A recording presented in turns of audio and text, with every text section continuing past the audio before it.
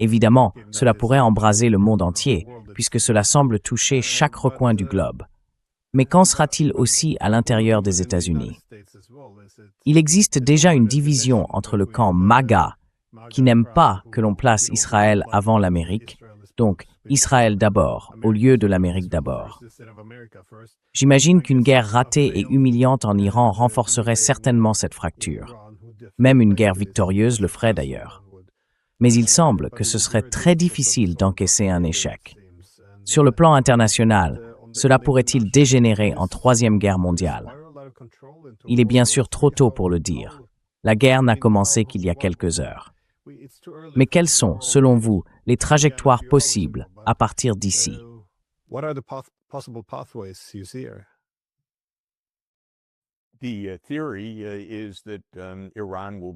La théorie veut que l'Iran soit décapité. Les attaques massives soumettront l'Iran en peu de temps et tout redeviendra calme bientôt. Trump proclamera un triomphe. Il sera un héros et les choses continueront. C'est la vision des États-Unis. C'est possible. On pourrait estimer cela à 5% ou 10%. Aucune opération de ce genre entreprise par les États-Unis n'a abouti de cette manière depuis des décennies. C'est la théorie selon laquelle les États-Unis renverseraient Assad en 2011. Cela a en réalité duré 15 ans. C'est la théorie du renversement de Muammar Kadhafi en 2011. La guerre civile se poursuit encore aujourd'hui. C'est la théorie du renversement du gouvernement soudanais qui a désormais 2 guerres civiles, l'une au Soudan et l'autre au Soudan du Sud. C'est la théorie de la guerre d'Irak, que le choc et l'effroi mèneraient au calme. Et ce fut le cas, mission accomplie, vous vous souvenez. Et ensuite, cela a conduit à des années et des années d'instabilité. C'est la théorie de l'occupation de l'Afghanistan qui a duré 20 ans et s'est soldée par un échec.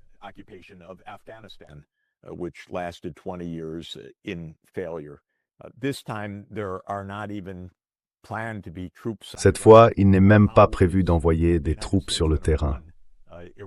Comment les États-Unis vont-ils diriger l'Iran à distance? Il n'y a pas de réponse à cela. Nous aurons donc le schéma habituel. Des annonces triomphales à très court terme dans les 48 prochaines heures, puis beaucoup de propagande au cours des 2 prochaines semaines, et ensuite nous verrons les répercussions de tout cela pendant de très nombreuses années. Je pense que ces répercussions seront inévitablement déstabilisantes. Je ne vois pas comment cela pourrait être stabilisant d'une quelconque manière. Je ne vois pas comment les objectifs pourraient réellement être atteints. J'accorde une probabilité presque nulle à un résultat stratégique. Une victoire stratégique du point de vue des États-Unis ou d'Israël signifierait l'installation d'un nouveau Shah en Iran, d'un nouvel État policier comme celui qui a existé entre 1953 et 1969. Mais je pense que la probabilité d'un tel scénario est nulle.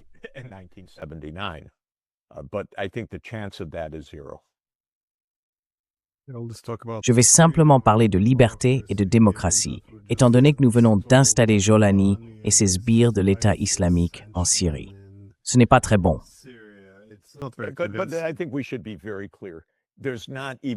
Mais je pense qu'il faut être très clair.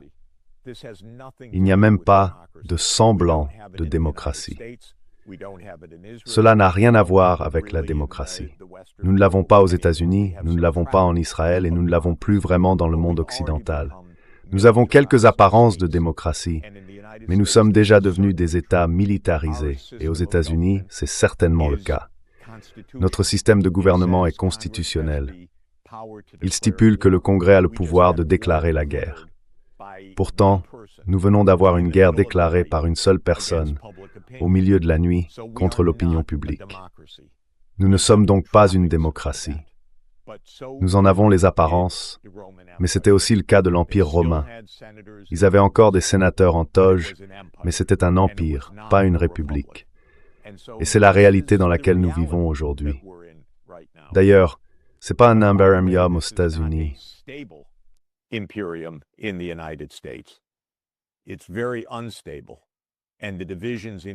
C'est très instable et les divisions internes sont très profondes. Donc encore une fois, l'horizon temporel est crucial ici. Ce qui se passe en quelques jours ou semaines peut être très différent de ce qui se produira sur plusieurs années.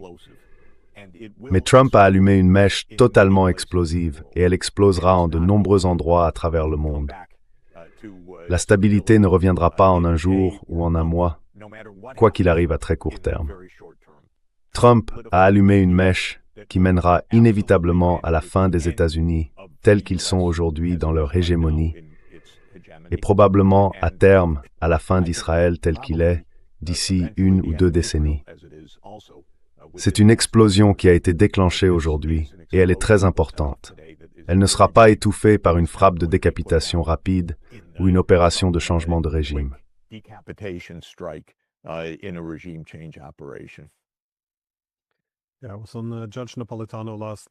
J'étais chez le juge Napolitano hier soir, et il m'a demandé si je pensais que la guerre aurait lieu. J'ai répondu qu'il y avait de solides arguments pour dire que oui, car les États-Unis avaient déployé trop de moyens pour simplement faire marche arrière. Il y avait eu trop de démonstrations de force pour se contenter de reculer. Et bien sûr, Israël n'aurait pas permis une paix qui aurait levé la pression sur l'Iran. Mais d'un autre côté, j'ai fait remarquer que l'argument en faveur de la paix tenait au fait qu'il n'y avait pas de voie possible ici. C'était trop insensé. Il n'y avait ni stratégie, ni récit crédible permettant d'imaginer un succès. Cela mettrait inévitablement le monde à feu et à sang. C'était mon argument pour expliquer pourquoi, peut-être, cette guerre n'aurait pas lieu. Oui, je suppose que je me suis trompé sur ce point. Elle a bien eu lieu. Mais cela n'a toujours aucun sens. C'est pourquoi j'avais du mal à croire qu'ils iraient réellement jusqu'au bout.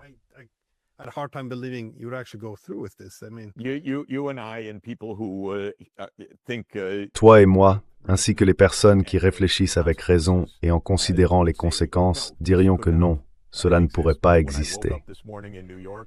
Quand je me suis réveillé ce matin à New York, j'ai allumé les informations. J'étais stupéfait, surtout compte tenu du moment, alors que le médiateur omanais avait déclaré tard hier soir, « De bons progrès sont réalisés. Nous nous retrouverons à Vienne la semaine prochaine. » Je pense que la machine de guerre aux États-Unis et en Israël est extrêmement puissante. C'est une forme de fascisme avec un visage différent, mais elle est très puissante. Le seul président de mon vivant qui a essayé de l'arrêter était le président Kennedy en 1963, et la CIA l'a tué après cela. C'est un message adressé au président qui perdure depuis. C'est une machine de guerre. Tu n'es qu'un occupant temporaire du pouvoir. It's for l'éducation.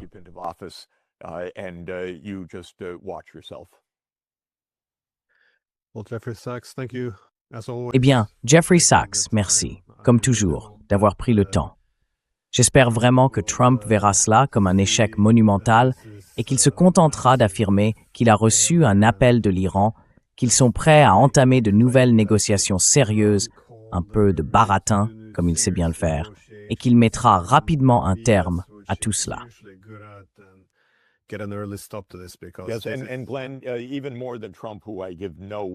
Et Glenn, encore plus que Trump, en qui je n'ai aucun espoir.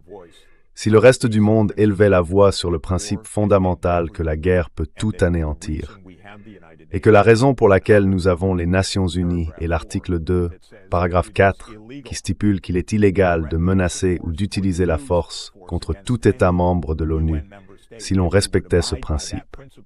Établi en 1945 pour empêcher ce qui vient de se produire et pour y mettre fin lorsqu'il se produit, c'est là notre espoir. L'espoir, ce n'est pas Trump. L'espoir, ce n'est pas Netanyahou. L'espoir ne vient pas de l'intérieur des États-Unis.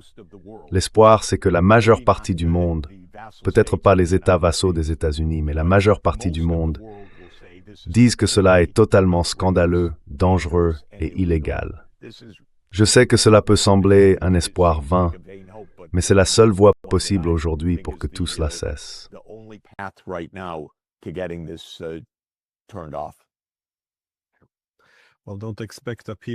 Eh bien, ne t'attends pas à entendre le moindre mot des Européens, en tout cas. Je sais, on atteint de nouveaux sommets de lâcheté et d'absence de principe, jour après jour.